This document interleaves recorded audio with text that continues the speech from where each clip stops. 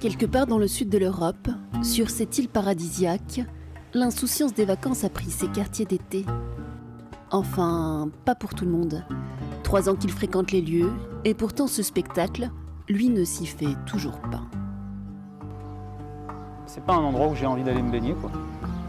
Peut-être qu'inconsciemment, je pense à ces dizaines, ces centaines, ces milliers de personnes qui ont perdu la vie. Parce que clairement, la mer, pour certains, elle n'est pas synonyme de bons souvenirs. La Grande Bleue, José Benavent et ses équipes la voient différemment. Pendant que les touristes font trempette, eux guettent une autre réalité estivale. On a du vent favorable. C'est ça. Pour eux en tout cas. Et au niveau des hauteurs la hauteur des vagues, du coup c'est très favorable, très propice à des départs. L'été, les départs d'embarcations de migrants se multiplient en Méditerranée. Les naufrages aussi.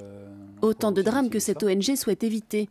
Chaque soir, les yeux rivés sur leurs écrans, les bénévoles tentent d'évaluer la probabilité que des migrants prennent la mer depuis la Tunisie ou la Libye. Alors la prise de décision se fait en fonction des observations des conditions météorologiques, en l'occurrence les conditions météorologiques sur le littoral libyen, c'est ce qui est important. Et en gros les critères c'est hauteur des vagues et force et direction du vent. Donc en gros lorsque les vagues ne sont pas très hautes et que le vent contraire n'est pas trop fort, en l'occurrence là ça serait du vent du nord, eh bien on considère que les conditions pour des tentatives de traversée sont réunies et il y a de fortes chances pour que ça se produise. Et dans ces cas-là, on sait que comme ces bateaux ne sont absolument pas adaptés à une traversée quelconque et la plupart du temps mal préparés à une longue traversée, il y a de très fortes chances pour qu'on retrouve des bateaux qui vont se retrouver en grande détresse à arriver en haute mer.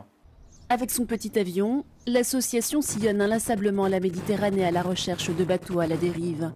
Une tâche ardue qui nécessite une certaine dose de patience. Tous les 2 jours, pénurie de carburant oblige, José est obligé de faire le plein dans un pays voisin qu'il souhaite que nous gardons secret pour des raisons de sécurité. Oui, ça nous demande 45 minutes pour pouvoir venir jusqu'ici et repartir bien entendu ensuite. Alors c'est vrai que ça réduit un petit peu la durée des missions sur zone, mais on fait avec. On est quand même malgré tout en capacité de faire des missions qui durent entre 5 et 6 heures. Un quotidien compliqué par les tracasseries logistiques et administratives.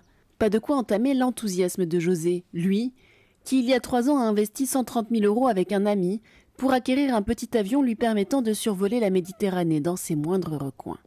Lorsqu'en 2015, des organisations citoyennes comme SOS Méditerranée, MSF, l'Open Arms se sont mobilisées avec des bateaux pour pouvoir tenter de sauver des vies en mer Méditerranée, je me suis dit que ces bateaux devaient rencontrer des difficultés en termes d'observation aérienne.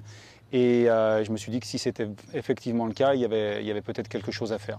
Décollage, depuis un aéroport que José préfère aussi garder secret.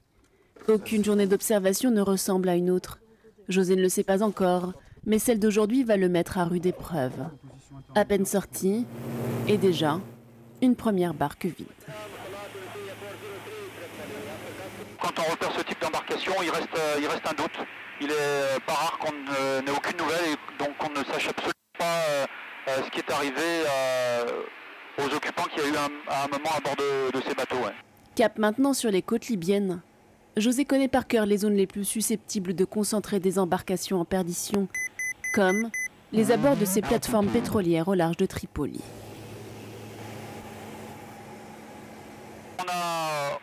On a eu des témoignages de personnes exilées et à qui on a expliqué dans la nuit que la lueur, le halo de lumière qui apparaissait dans les nuages,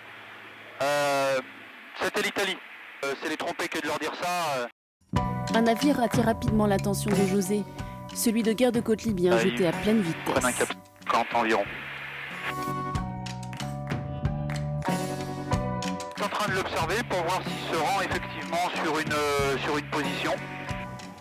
Son intuition est confirmée. Droit dans la direction des Libyens, une embarcation d'une 30aine de personnes. Moment de gêne dans le cockpit. Nous savons ce qu'ils ignorent. Les gardes-côtes libyens sont à leur trousse, bien décidés à les renvoyer à Tripoli. Au même moment, prévenue de la présence de cette embarcation, l'ONG SOS Méditerranée met elle aussi cap sur le bateau. Il n'y a plus une minute à perdre. que malgré que ce bateau soit déjà en zone sous responsabilité maltaise, que les gardes-côtes libyens aillent les chercher pour les intercepter et les ramener en Libye. Garde-côtes contre humanitaire, la vie de dizaines de personnes se joue maintenant dans cette poignée de secondes. Les deux navires sont au coude à coude, puis les Libyens accélèrent, rattrapent leur retard.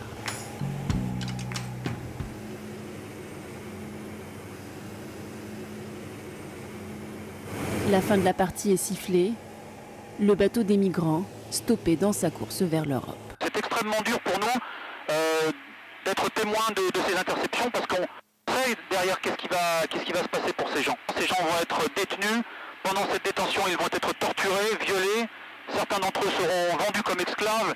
Au mépris du droit maritime, les Libyens opèrent en zone maltaise, ne semblent craindre aucune intervention. Puis soudain, à la surprise générale, le capitaine de l'embarcation de migrants rallume le moteur. Allez, bien joué, ils sont en train de se battre. Il fausse compagnie aux gardes-côtes libyens. Les gardes-côtes ne vont pas laisser passer quand même. Il peut se passer beaucoup de choses. Les Libyens, qui ont pourtant la gâchette très facile, laissent faire cette fois-ci. Incroyable. Ouais. Aussi miraculeux qu'incompréhensible. Y a-t-il eu transaction ou est-ce la présence de José et de son avion qui a été dissuasive? Une seule certitude. Ce jour-là, les efforts combinés des deux ONG françaises ont permis de sauver 44 personnes, dont 15 enfants. Des miraculés dont le sort s'est joué dans l'immensité de la mer et dans des circonstances qu'aucun d'entre eux, d'entre nous, ne pourra jamais oublier.